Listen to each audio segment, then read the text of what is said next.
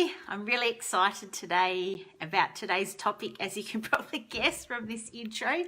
But first of all, I'm Jen and I help women find more time for themselves in order to be better mothers, sisters, friends, partners, etc. Today's topic, which I'm really excited to share with you, is all about increasing self-control. Now, I'm sure you can relate to this scenario. You decide that something needs to change in your life. You need to start meditating, maybe eat healthily, stop eating junk food, exercise more, drink less alcohol. You know the drill. We often have these light bulb moments or these moments of motivation where we decide or we realize if I just did X or if I didn't do X, then I'd be happier and healthier, right? Now, I'm sure that you can relate to this, but I just want to check. So if you can relate, whether you're watching this live or whether you're watching the replay, please comment, that would be me, or something similar, doesn't have to be that, in the comments below. So basically we have these moments of motivation and we go, right, I'm going to do this and I'm going to do it every day or once a week or 4 times a week, whatever it is. And then what happens about 3 to 4 days into this change, you lose motivation, your willpower deserts you, and you basically tuck into that delicious looking ice cream sundae, or you have that 4th glass of wine, or you slop on the couch instead of going for the walk that you promised yourself that you were going to do every day. Sound familiar to anybody? Now, the 2 main reasons that this happens to us all, because it does happen to us all, is because number 1, we're fighting our lazy brain. Now, as I've mentioned in previous videos, our brain doesn't like change. The reason for this is it takes too much energy to change, and our brain, through survival and through evolution, is an energy conserving machine.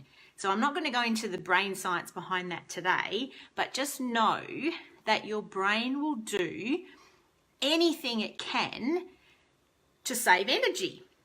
Hence why I keep referring to our brain as lazy brain.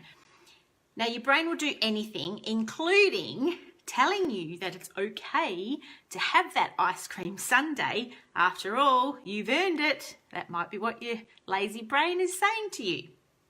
So that's the first reason why we all have this familiar scenario of setting out to make a change and then it all falls apart not too long into the first week usually. The second reason is our willpower is not endless. In fact, our willpower, the best way to describe it is it's like your mobile phone battery. So you charge it overnight, starts the day at 100%, and then as the day goes by, the charge in your phone battery starts to drop. And our willpower is exactly the same. So no wonder after a hard day at work, you've already successfully said no to somebody's birthday cake at morning tea. Then you said no to that 4th cup of coffee that you know will get you through the afternoon slump, but you committed to drinking less caffeine, as well as who knows how many other things that have sapped your willpower during the day. So no wonder by the time you get home, the last thing you feel like doing is rushing off to that Zumba class or walking around the block. The couch looks way too inviting. And to top it off, your partner has a nice chilled glass of white wine waiting for you when you walk in the door. Oh no, that's not good. But oh yes, I'm guessing that's happened to all of you at some point. So as you can see, this is completely normal. It happens to everybody. Struggling with change and using our willpower alone to basically exert our self-control is really hard. But I have some good news for you, and this is where I'm all excited. This is what I get all excited about.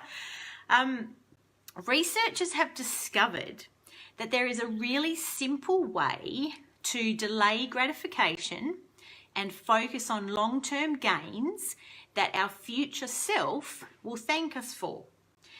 And the reason I mention this is because that's what is driving most of the changes that we try to implement in our life. They're changes that our future self will thank us for. They're not necessarily what we want to do right here and right now. So what do we do so that we are not stuck in a tug of war with our lazy brain? Drum roll. The answer is very simple. Practice gratitude. Now, I'm going to tell you why. I'm not just going to leave it there.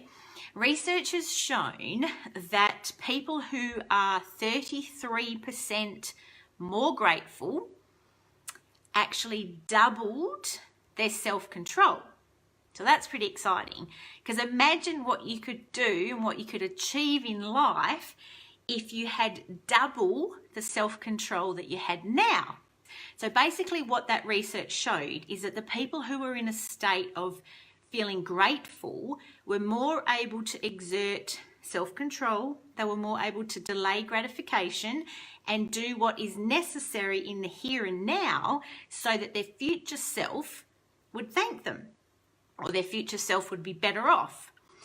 So by now I'm sure you're really itching to give this a try, because it is really as simple as I suggested. So I'm going to give you a challenge if you choose to accept it. So the challenge is, step 1, find a notebook or a journal, and this will now be known as your gratitude journal. Step 2 is choose something that you want to do to improve your well-being. So it could be, I want to exercise every day, I'm going to start doing daily meditation, basically whatever it is that you want to try this with and whatever it is that you want to achieve. Write your goal in your gratitude journal, and for the next week, every day, write 3 things in your gratitude journal that you are thankful for. It could be as simple as, I'm grateful that the sun is shining today. It's not anymore, but it was a little bit earlier. So it could be as simple as that. The sun was shining today. I'm grateful for that. It could be as simple as, I'm grateful that my partner woke me up with a coffee in bed this morning. It could be big things like, I'm grateful that I'm alive and relatively healthy. Whatever springs to mind, the purpose is just to express gratitude. So it can be big, small, whatever it is. And you don't have to stop at 3 things. I just say 3 things because that's doable and it's easy to fit into your day. Now, here comes the interesting part. When you're tempted to do something or to skip something that relates to your well-being goal, I want you to pull out your gratitude journal, read it, and think to yourself, do I really need this piece of cake? Or I really should go for that walk now. Think of how grateful your future self will be when you achieve this goal. That's it. Simple as that. Practice gratitude and your self-control will increase. Not to mention all the other amazing things that gratitude has actually been linked to. It's been shown to lower stress, decrease anxiety, decrease the risk of depression, blah, blah, blah, blah, blah. There's so many different things, amazing things that practicing daily gratitude has been shown to do. And the good thing is, it's best to do it daily to get into a habit, but once it becomes part of you, then it's really easy to continue, and your self-control is already been increased. So if you want to help, or if you want some help in how to make sure these things are happening every day, then I invite you to download the free guide I mentioned at the beginning of this video. Feel Fantastic in 3 Simple Steps, it's called, and basically that will help in how to incorporate these things daily into your life. That's it for this Monday. See you in the group or next week right here, same time, same